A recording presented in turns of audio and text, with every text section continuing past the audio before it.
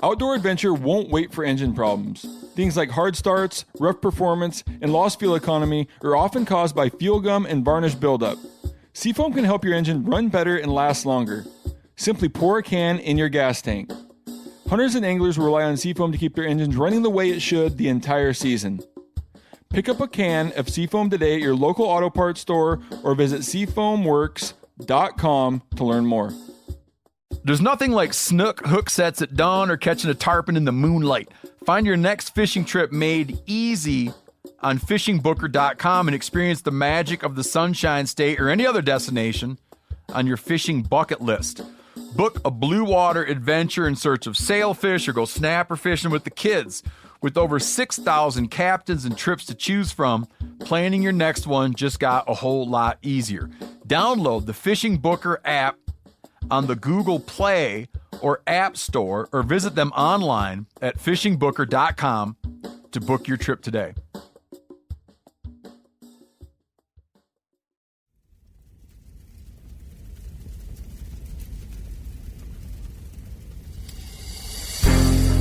As a guide and hunter, I've spent thousands of days in the field.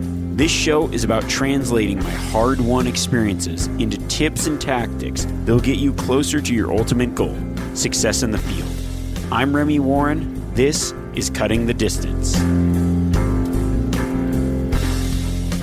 Welcome back, everyone. I'm excited for another episode of Cutting the Distance, and once again, we head to the mail sack. This is where I answer your guys' questions, Q&A style, a little bit of rapid fire, going through and kind of taking a bunch of the top questions that I see throughout between the last podcast or the last Q&As and trying to answer those. And these Q&As are always kind of what build out some of the future episodes as well, things that get asked a lot. We kind of build out specific episodes on that. So I appreciate everybody sending those in. This Q&A is a little different because this is the first Cutting the Distance Q&A that I have been doing as a father. I just had a baby this last weekend, our first child, my wife and I, baby girl. Everybody's healthy, everybody's stoked. It's a pretty awesome time, and I'm used to not getting very much sleep because I'm a hunter. I get up early, go to bed late, have long days, so it's not too bad. Adjustment's pretty sweet. But we'll jump here into the first question and get this thing rolling. All right, this first question comes from Tyson. He says, "Thanks, Remy. Unfortunately, I wasn't able to get time off to attend to the Pope and Young live Q&A this year, but wanted to ask if you believe in using cover scents in Western big game. I live in Washington and hunt mostly on the northwestern side of the state. I haven't heard much about using them. In your professional opinion, are they worth the try for deer, bear, or even elk? If so, do you have any brands you trust, or is it just better to go without? Thanks for your time." That's a really good question. Here's my thought on cover scents. I kind of have this, I wouldn't even say a love-hate relationship with them. I just essentially don't use them. But I say that with a little bit of a caveat because I do rub down or like use natural things just to kind of mask my odor a little bit. If I know that I'm like hiking up a hill, I'm going to be getting into the go zone. I'll grab something, rub down with it. Maybe like pine boughs, sage, whatever. I don't think that it necessarily, maybe it's more of a mental thing. Like, wow, I smell really bad. Maybe I can kind of mask that smell. But there's all different kinds of cover scents. There's elk, deer.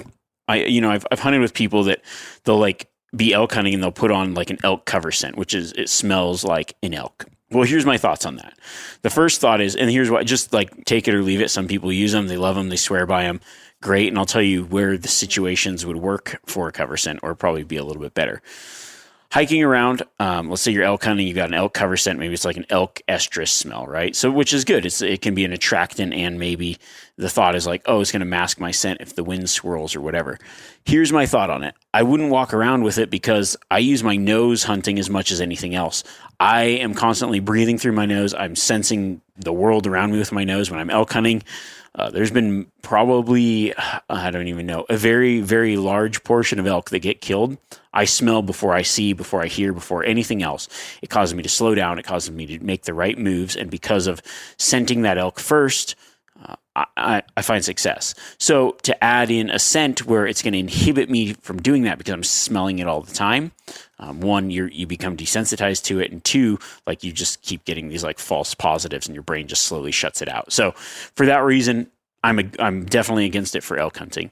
Also, my other thought is this: like, if you're thinking about a cover scent, well, you're just using elk scent to cover, or some kind of scent to cover up your scent. But if a herd of elk comes in, wouldn't the same theory happen? Like the elk that's 2 feet away from the other elk block the scent of your scent, and that's just not how it works. So I haven't really found a lot of success with it. I will say that there are some scent masking techniques, things that just like neutralize or kill the human odor that I think would be better. But as soon as you start walking around, those essentially become ineffective. So the only time that cover scents, other scents, maybe I would say would be effective is if you're sitting in a stand or stationary in a blind, something like that. I know for sure, like I've seen it work hunting antelope pronghorns from a ground blind over a water hole. Guys back in the day used to just use like skunk scent for pronghorns, definitely like mask the scent. But the downside is like when a skunk sprays, it indicates danger. And therefore the animals, the pronghorn, will already be alerted like, oh, there might be some danger. So I prefer to just forego it. This last year I was actually, last season, hunting pronghorn, and I was kind of like stalking into this water hole, and there was this skunk and this badger fighting. The skunk kept spraying, and I was like, oh, a natural cover scent. And the wind wasn't great. Like it was blowing kind of in a bad direction. And I think it did mask my scent for the antelope. But I will also say that the antelope were super heightened all over because of that skunk spray. Like even a long ways away, they were definitely more keyed in and more cautious when coming in, and it may have even affected a closer opportunity. So it's kind of a catch-22, but I would say if you did use a cover scent, the time to use it would be when you're stationary, maybe like more of an earth scent or a pine or something like that would probably be better if I were to use something, but honestly, I couldn't recommend anything. And I did talk about this before on a Q&A, but just like covering up using, putting like, we used to do this mule deer hunting, but like putting sage and other stuff in a bag with our hunting clothes before we went out, just to kind of get that whatever scents might be on it and kind of cover us up with natural scent. Oh, also for those of you interested, he mentioned the Pope and Young Club live Q&A. So in Reno, Nevada on July, let's see, it's Friday. I got to pull up my calendar. Actually, I should have memorized. Sorry. Friday, July 16th, 2 p.m., 2 to 3. I'll be doing a live Q&A at the Pope and Young Club convention in Reno, Nevada. So if you're around, you can make it. Swing out there. I'd love to see you guys. Love to answer your questions, say hey. I also, for our Solo Hunter bow shop we opened in Reno, we're going to be having a little booth there. I don't know with the new baby how much I'll be in and out of the booth, but you might be able to catch me actually at the show as well. So check that out. Sweet. All right, let's move on to the next question. This question comes from Carter. He lives in Minnesota. He says, hey, Remy, just finished up listening to your 100th podcast. I'm proud to say I've been listening since episode 1. I appreciate that. Thank you. He says, I can say it has helped me immensely in the woods. You spoke briefly about not wanting to overcall the elk. What system or strategy do you use to not overcall for elk besides taking your nap in the woods once every century? Thanks for making a great podcast, Carter. That's a good question. You know, when it comes to overcalling, you know, I think that term gets thrown around a lot. Like you read an elk hunting magazine, they're like, don't overcall. And I think that for me personally, I do call a lot, but it is very situational. So it depends on the situation.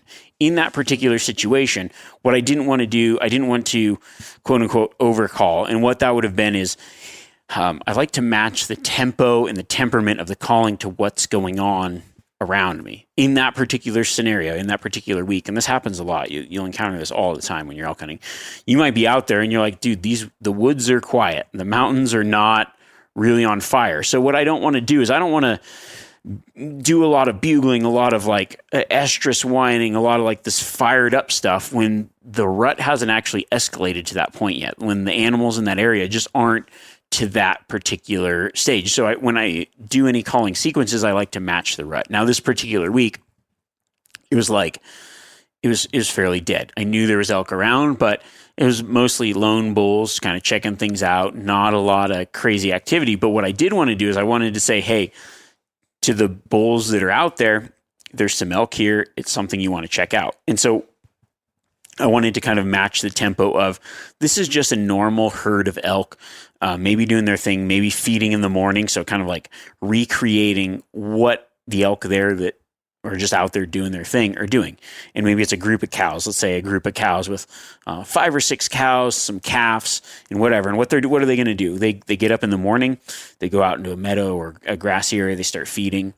Then they kind of, as they feed, their heads are down, they're moving, they're spacing out. There's probably a lead cow that's kind of like giving them direction. They kind of followed one elk out there, and then they're going to follow that one elk back to bed. And what are they going to do in the meantime? Well, they might be talking back and forth to each other.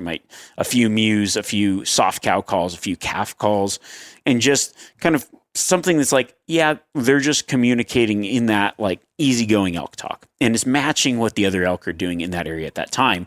But with the hopes in that scenario of drawing a bull into checking out those cows, especially right around those, like that was like an early morning, kind of mid-morning time frame when it's like they went out feeding. Now they might be moving to the bedding. So, hey, here's a bull that's cruising, and he hears that, keys in on it, and moves in. But what I don't want to do is do it too often. I don't want to blow the illusion. So one thing that I have done in the past, because I get a little antsy, is I will just like use my watch, call, meow, meow, meow, hit a little timer, just to kind of get that like actual grasp of how long it's been. Because there's been so many times where I've let out a cow call.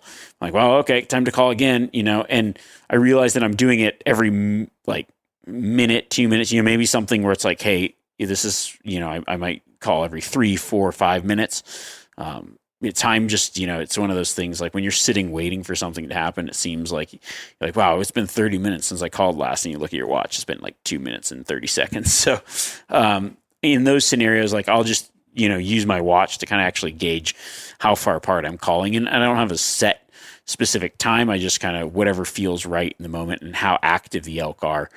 Also, I try to think about, okay, if there's an elk within earshot, how often do I need to call for him to potentially hear it? So it depends on the type of area that I'm in. If I'm in an area where that sound's traveling really well, I'll call more spaced out.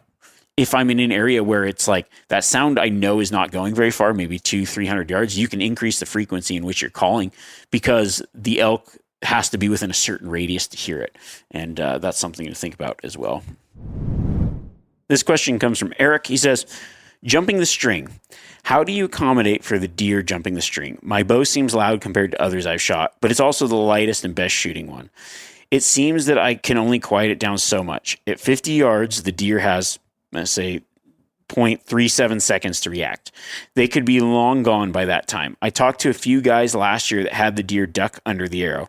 Is there a way to predict this? Do you ever anticipate this and shoot under the deer a certain amount? Thanks again for all the help you provide to the hunting community. Congrats on your growing family, by the way.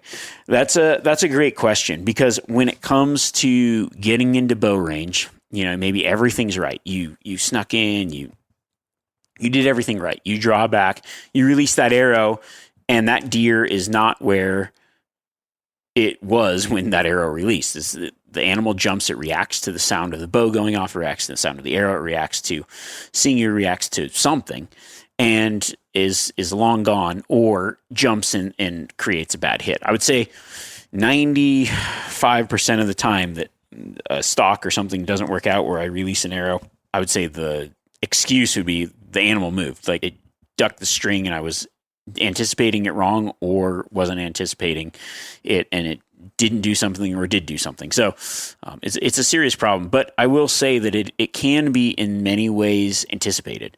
So the first thing is the type of animal. There's certain animals that are just super jumpy. I know for like axis deer, one thing is like they tend to jump the string because they're really fast and they seem to be more reactive to that close range sound. So there's other animals like pronghorn antelope, which when they're kind of standing spot and stock style, they tend to not jump as much. But when they are drinking, they're more on edge and they do tend to jump more. I used to hear, when I first started hunting, I heard people say, oh, mule deer don't jump the string. And that I just have to call bullshit on, because I think mule deer jump the string more than anything. Elk don't necessarily jump the string as often, but they will. But I will say, like, whitetails, they definitely jump the string. So it's like definitely something that you can expect. Every animal has the capacity to do. Now, the first things I look for are like the alertness and the body position of the animal. Is that animal keyed into me, or does it know that I'm there in any way? So that's the first thing. If it's like, if let's say you stalked in, maybe you rolled a rock, maybe you drew back and that animal whipped its head up, that animal knows your presence is there. And if you shoot, it's probably going to react. In that case, I would either aim low or even like forward and low, potentially anticipating like a duck and a jump, depending on how far I am. I've said this in other podcasts, but one way to combat bad string jumping is to try to get closer. You're like, okay, I think this animal is going to jump the string. I'm at 50 yards. I need to get to 30 because there's a less time for reaction. I have shot at a deer, mule deer. It was like 30 something yards. Probably it was 33 yards. Or no, was it 23 yards? I can't remember. Anyways, stalked in on this deer. It was moving. I was stalking in. This buck was like working toward me. Like I was trying to cut it off, doing like a moving ambush thing. He walks out. I see its antler tips. I draw back. I stand up. I don't know if it must have caught me, like looked over at me, and I'm like, too late. Boom, let the arrow go. And the deer runs off, and I missed. I see my like arrow fly through the sagebrush, like behind it. And I'm thinking, damn it, dude, how the hell did I miss that? And I was self-filming. And so I watched the video and I'm like, I missed. I went over his back. And then I'm like, okay, well, I want to see where my arrow hit, just like how far I missed. So I put it in slow motion. And I'm doing the slow motion and I'm watching like that frame by frame by frame, just clicking through. I see the arrow. It's like exactly where I was aiming and the deer's no longer there. At 20 something yards, it completely ducked to the arrow. And it was so fast, my naked eye could not perceive that the animal had jumped that much. So it does happen. One thing that I do is I generally aim a little bit lower. I kind of always aim for that heart shot, anticipating some kind of little bit of movement. And if I don't, then it's a clean kill either way. I know a lot of people will aim center mass or whatever, but like center of the lungs, which gives you a little more margin of error. But I almost tend to aim a little bit lower. So it's like, if it doesn't jump, I hit the heart. If it does, then I probably catch the top of the lungs and we're good to go. Another thought on the reaction is, one thing I've also noticed is, in many ways, I kind of find you would think like, okay, an animal feeding. So you're like, oh, I'll wait for them to feed. They're distracted.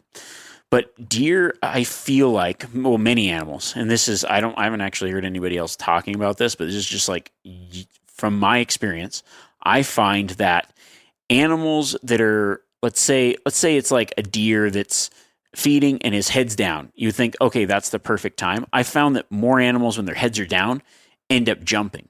And it makes a lot of sense, because if you think about it, when their head's down, right, their kind of defenses are down, but their only good defense is their ears. So if they hear that slightest movement, they aren't going to be able to react. They're going to be kind of like caught off guard in a bad position, and they're going to jump. So generally what I'll do is like, I'll do I love to, you want to do all your movement and all that when their head's down. And then I kind of wait for them to just like in that natural position where their head lifts up and they look a different direction or something like that. Because I found that instead of jumping, often they'll swing their head to look. If their head's obstructed, their head's down, they don't have that option to look. It's not like just picking their head up. They do it all at once, where they duck down, they probably pick their head up, they jump, and then they would look. But by that point, the arrow's on its way. You've made the commotion. You've spooked him out.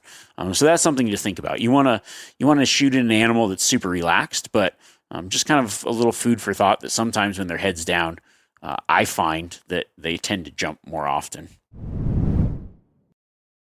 We've all seen plenty of gadgets and fads come and go, but here's one product that stood the test of time: Seafoam Motor Treatment. Lots of hunters and anglers know that Seafoam helps engines run better and last longer. It's really simple. When you pour it in your gas tank, Seafoam cleans harmful fuel deposits that cause engine problems. I'm talking common stuff like hard starts, rough engine performance, or lost fuel economy. Seafoam is an easy way to prevent or overcome these problems. Just pour a can in your gas tank and let it clean your fuel system. You probably know someone who has used a can of Seafoam to get their truck or boat going again. People everywhere rely on Seafoam to keep their trucks, boats, and small engines running the way that they should the entire season. Help your engine run better and last longer. Pick up a can of Seafoam today at your local auto parts store or visit seafoamworks.com to learn more. There's nothing like snook hook sets at dawn or catching a tarpon in the moonlight. Find your next fishing trip made easy on fishingbooker.com and experience the magic of the Sunshine State or any other destination on your fishing bucket list. Book a blue water adventure in search of sailfish or go snapper fishing with the kids. With over 6,000 captains and trips to choose from, planning your next one just got a whole lot easier. Download the Fishing Booker app on the Google Play or App Store or visit them online at fishingbooker.com to book your trip today. You ever get that feeling you're stuck inside staring at screens and a primal urge kicks in? You crave wide open spaces, fresh air, the chance to connect with the land. Well, maybe it's time to find your own piece of the wild, but searching for property can be a maze. That's where Land.com comes in. They got millions of listings across the country, from mountain ranches to hidden fishing holes. Their search tools are like a seasoned guide helping you narrow down what you want.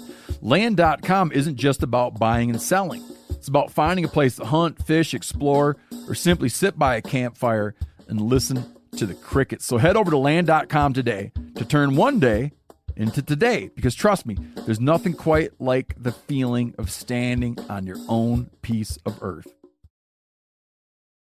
All right, this question comes from Freeman. He says, Remy, what's going on, man? Love the podcast. Thanks for all the incredible info.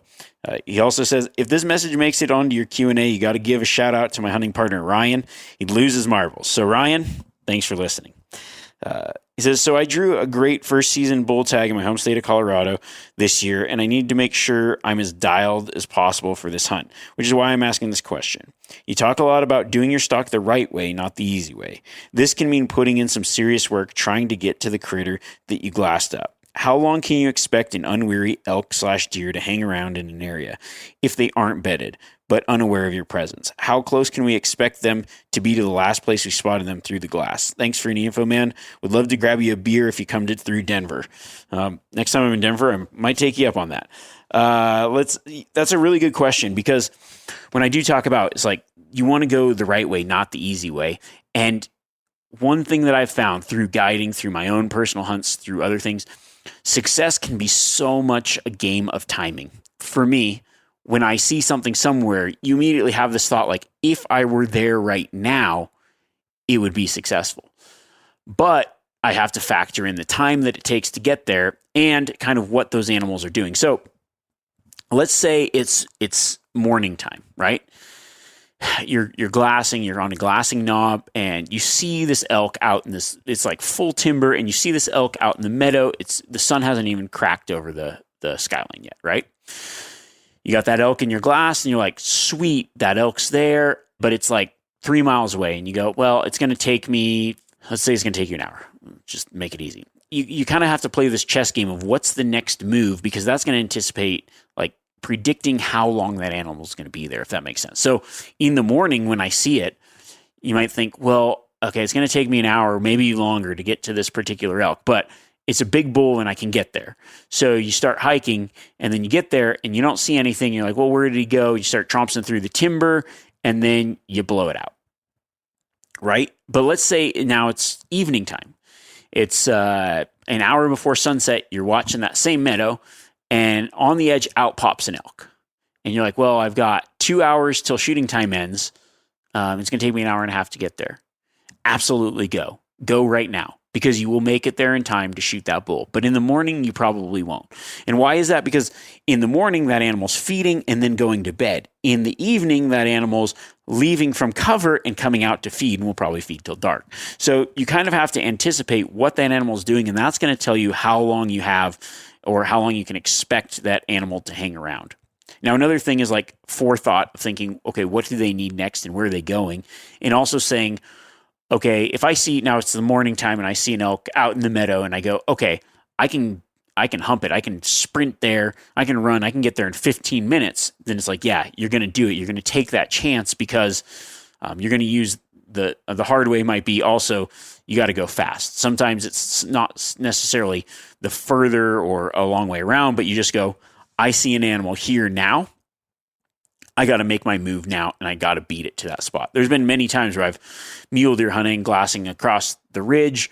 The wind's good, whatever. I see this deer pop up, and I see this band of rocks. And I say, if I can get to that rock where that animal is going before it gets there, I'm going to be successful. And that might mean damn near sprinting up the mountain. And I've done that more times than not. When I'm guiding, when I'm hunting, there's a lot of these times where it's like, I see the animals, we got to make a move. And the hard way is not the easy way, is going fast in many instances. But there's also that time of going like, hey, sometimes the hard way is just being patient.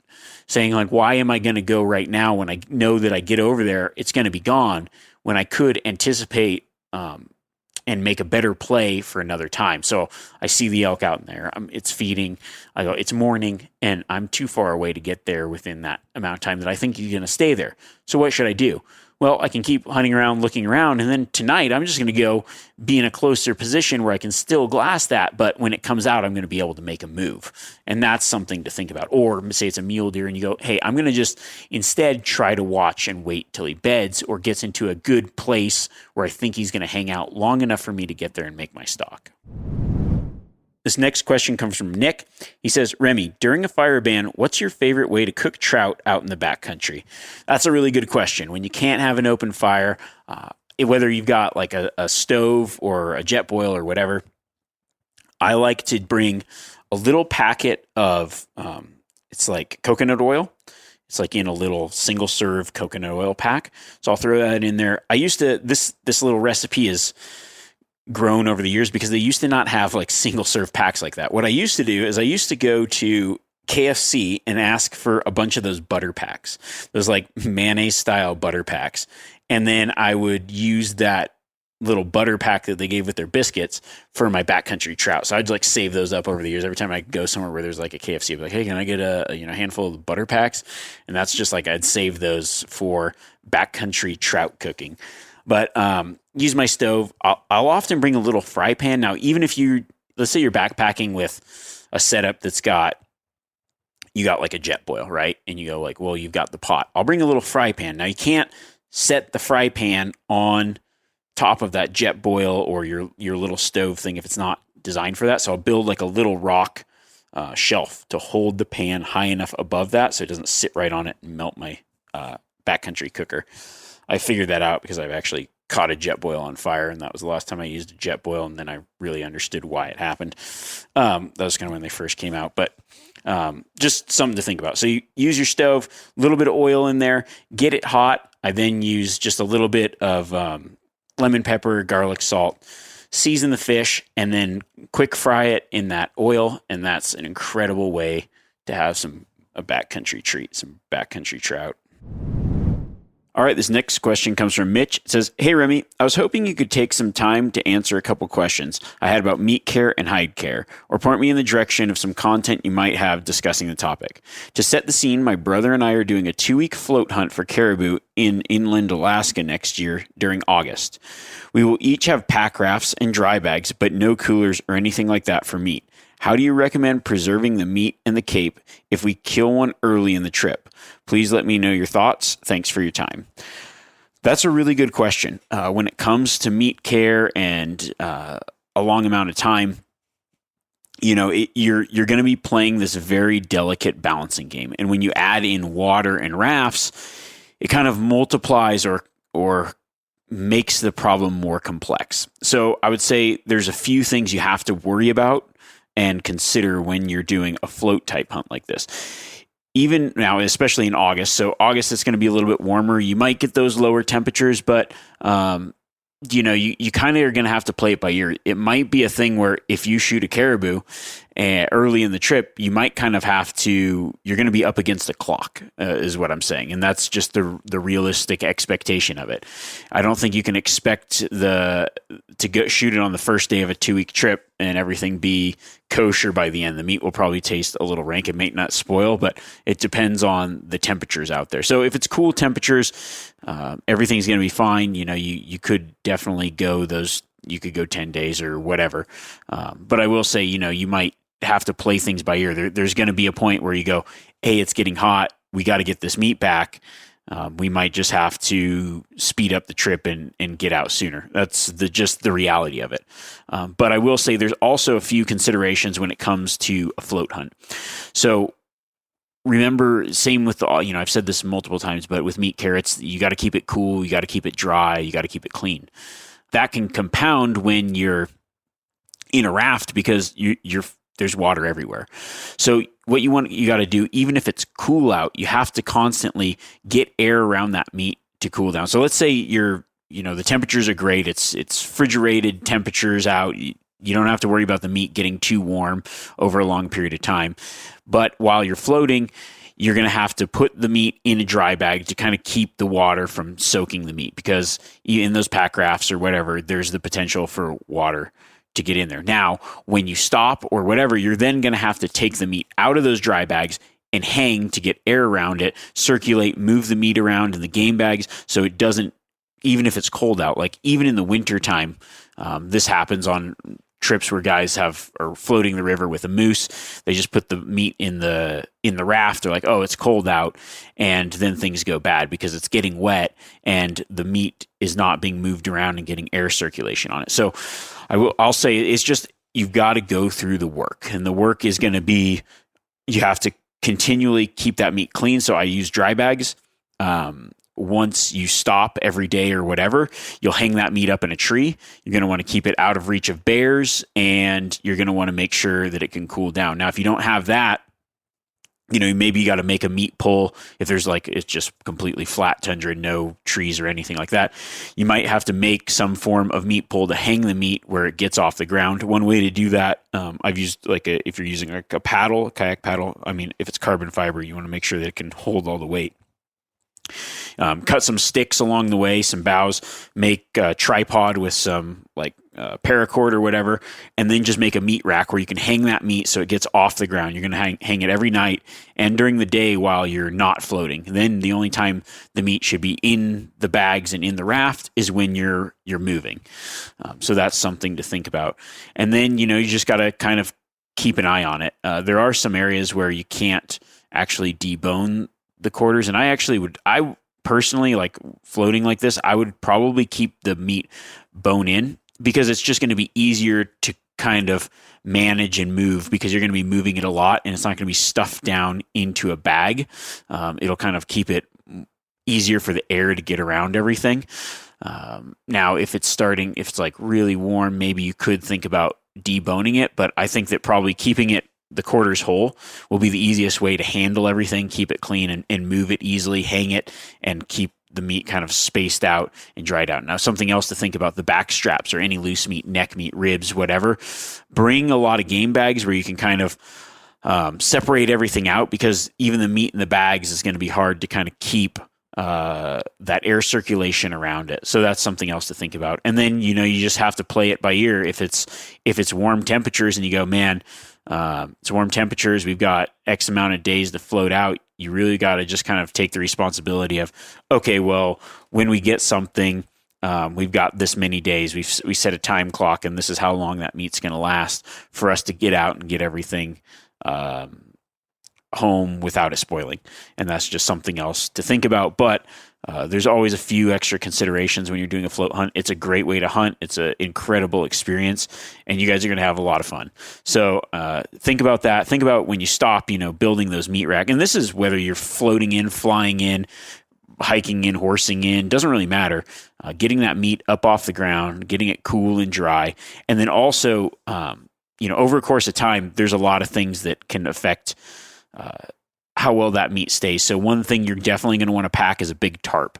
So I build so you get your caribou down, I build some kind of meat rack to hang it, and then I tarp over it. The tarp works for two things. One, it keeps the rain off the meat, because in 2 weeks of Alaska hunting, it's going to rain.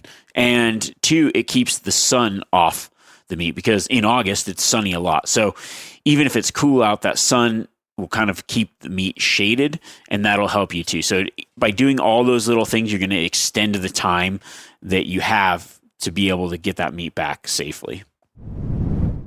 Next question comes from Travis. He says, "Hey man, I've been listening to your podcast. I think it's great. You're kicking ass. My wife has been wanting to get into hunting with me, and I was just listening to how your wife got started. Would it be a good idea to take her on small game hunt before she jumps into the September elk hunt with me? Any of your suggestions would be great. Thank you, and have a great rest of your day." Yeah, that's a great question, Travis. And I always say this, getting anybody into hunting, I think it's always good to start small. There's nothing wrong with starting with something that's like, it's easier to manage. It's a day trip. It's getting out. It's the process of it. It's getting into hunting. A lot of us that are avid hardcore hunters today started with small game. And I think it's a really good way to kind of build that foundation for hunting, take care of some of the things like safe gun handling, take care of some of the things of like working on a few of the things that help make you a more successful hunter when it comes to big game, walking quietly, being observant, looking around, and also that like just getting into that excitement maybe a little bit quicker without these a big expedition, a giant hiking up the mountain, not seeing anything for a week kind of deal. So with small game, it's a really good way to get people into hunting, and I definitely suggest kind of getting started and taking her out on a few small game hunts before you go on that September hunt, if possible. This question comes from Brandon. He says, "Hey Remy, my brother and I live in New York State and planning our first elk hunt in Colorado this fall. We drew a muzzleloader tag on one point. From our scouting, it looks like it could be a pretty busy unit. One question I have is, how do you tell a real elk bugle from another hunter, or is that possible?" It is possible. There's a few ways that I kind of can tell. The first is, I mean, to be honest, a lot of hunters don't sound that great blowing a bugle. So a really, really bad bugle, one that sounds like a flute's going off, generally a hunter. I say generally because in my time hunting, there have been a lot of elk that I'm like, God, that sounds like a hunter, and it's actually an elk. Another thing I would say is like the immediate responsiveness to it, like if everything's super quiet, right? And all of a sudden it's like this elk bugles at every cow call I make and every bugle I make, and it's just like constantly, and then you kind of hear that mix of cow calls and bugles. Generally it's like a call sequence that a hunter's doing. But you don't want to blow your chance at an elk by saying like, oh, that's a hunter. So what I do is I always like if I'm in question, I always simultaneously assume it's a elk and assume it's a hunter. So meaning I proceed with caution. I think, okay, if this is a hunter, is there a way that I can look into there and maybe see the elk? Can I get downwind and smell the elk? But I also assume that it is an elk, so I don't blow it in case it is an elk. And that's in those times where you might be questioning it. There will be a lot of times where you're like, was that an elk? Was that a hunter? You just kind of have to go situationally, go off what you feel, and worst case scenario, chase down every lead. Because if you aren't hearing a lot of action, or maybe there's now maybe you're in an area and it's like bugles all over the place and you chase the wrong one, that happens. Many times you'll hear a hunter and a real elk. I've had that where it's like, okay, you're calling, an elk's calling, and what you didn't know was a hunter is calling, and you all kind of converge at the same spot. But if you kind of take that approach of simultaneously assuming, like if you're in question, okay, is that an elk or is that not an elk? Assume that it is and it isn't simultaneously, where you're like taking the necessary precaution that this might be a hunter. You try to glass in there and try to eliminate some possibilities. Like if you just like, let's say you're at a trailhead and there's 4 other trucks parked there and whatever, you can say, well, okay, and kind of determine the size of the area and say, well, okay, this is one basin and I'm hearing these calls. Yeah, it's probably a hunter. It sounds like it might be a guy calling. There's kind of like these cow calls that go with it. And the elk haven't been super active lately. Then yeah, the odds are that it might be a hunter. So you kind of got to play the game and figure it out. But once you're out there, you're going to be fooled a few times, especially if you run into a guy that's a really good caller. And then you're also going to have some where you're like, oh, that's definitely a person. And then you're going to have some where you're like, that's definitely a person, and it turns out to be an elk. That's just how elk hunting is when they're bugling. All right. This next question comes from Dan. He says, hey, Remy, I'm still a learning hunter and your podcast is the single most useful tool I've found. Keep up the great work. He says, I found a great watering hole and got several photos of a shot-worthy bull. The problem is there's a lot of other game in the same water hole. Multiple moose, a dozen other elk, deer, etc. Seems there's a lot of opportunities to get spotted by a lot of watchful eyes. Preparing for the worst, what's your plan B or C for a hole like this if your cover is blown? Would you go elsewhere to relieve pressure if your target elk or other animal spots me, or would you stick it out? So that's a great question. Hunting a water hole can be super effective, especially for many places right now that might be in drought or whatever. But if you've got a productive place where animals are watering, I'm assuming that you're getting like photos from a trail camera set up over this water hole. If you got a productive place, then that's great. That's a great place to hunt, a great place to hone in on either a target animal or, never know what might stroll in there. I will say this. So when you're hunting, when you're doing an ambush style hunt where you're waiting for the animals to come to you, whether it's a trail, whether it's a water hole, whether it's over a food source, whatever, the number one goal is to not be detected. So you want those animals should be coming into your setup unaware of your presence. And whether it's the animal you're chasing or another animal, because if they're spooking away, then you've set up wrong. So the key is no matter what comes in, it should come in, water, do its thing, and then leave unaware, whether you're going to shoot at it or not. Because if it's alert and you're in a position where you might spook it, and then you're going to run into some problems. So the things that I would do is first, kind of figure out a couple strategies for not getting detected. That could be a ground blind and setting that ground blind up early enough where, you can sit in there. You're set up. When an animal like, say, a moose or a non-target animal comes in, you're just going to be still. You're going to be quiet. You're going to let them do their thing and move on. When another animal comes in, maybe it's one that you want to shoot, you should hopefully let it get comfortable enough and then get your opportunity and take your shot. So you shouldn't really be spooking anything. Another option would be a tree stand. And when you set these up, obviously the thing you're going to want to think about most is the wind direction for that day and where you're at. So you could even think about maybe the winds, figure out the predominant wind direction in your area, and you could go a ground, like say you want to sit on the ground, you could put a ground blind at one end and then maybe a tree stand on the other end if the winds are different. So you could kind of choose two different locations depending on the wind and maybe the direction that the animals come in from.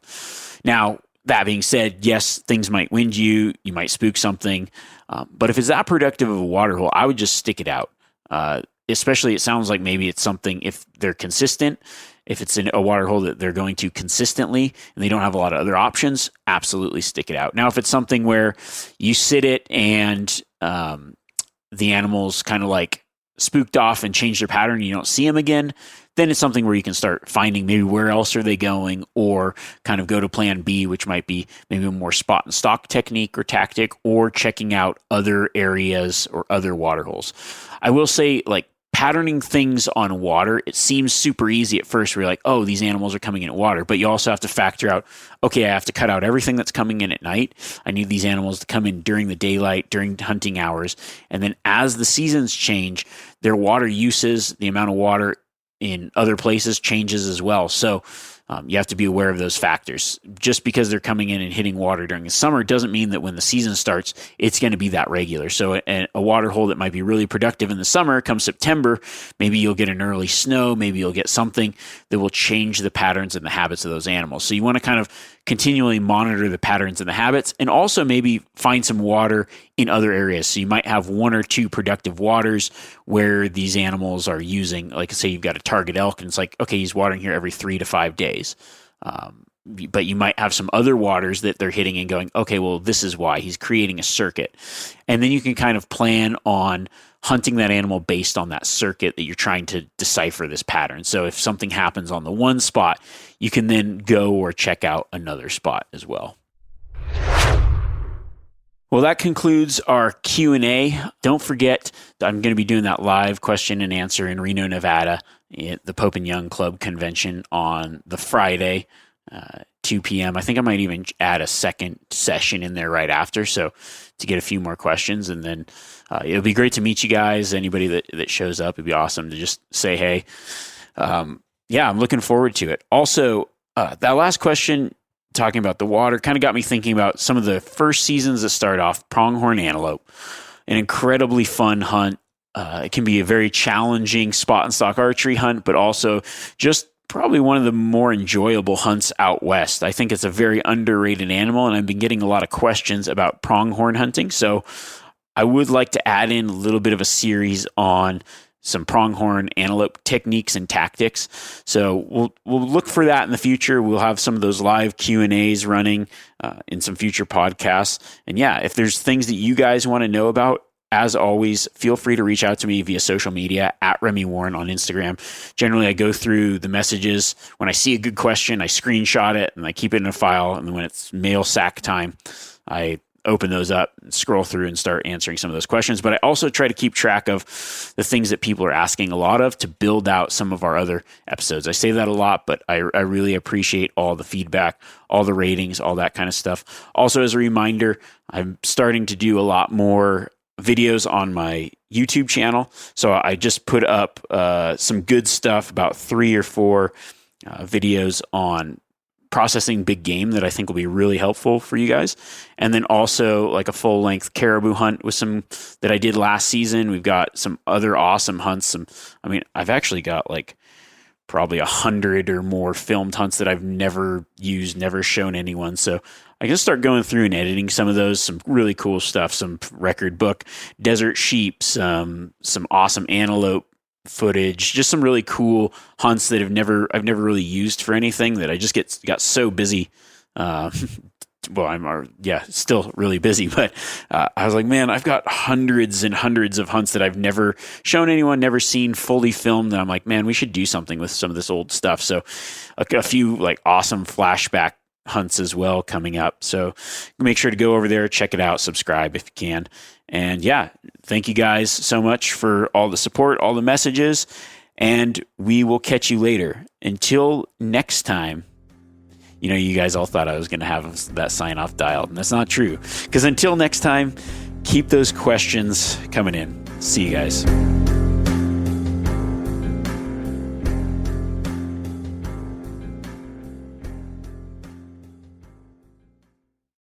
Outdoor adventure won't wait for engine problems. Things like hard starts, rough performance, and lost fuel economy are often caused by fuel gum and varnish buildup. Seafoam can help your engine run better and last longer. Simply pour a can in your gas tank. Hunters and anglers rely on Seafoam to keep their engines running the way it should the entire season. Pick up a can of Seafoam today at your local auto parts store or visit seafoamworks.com to learn more.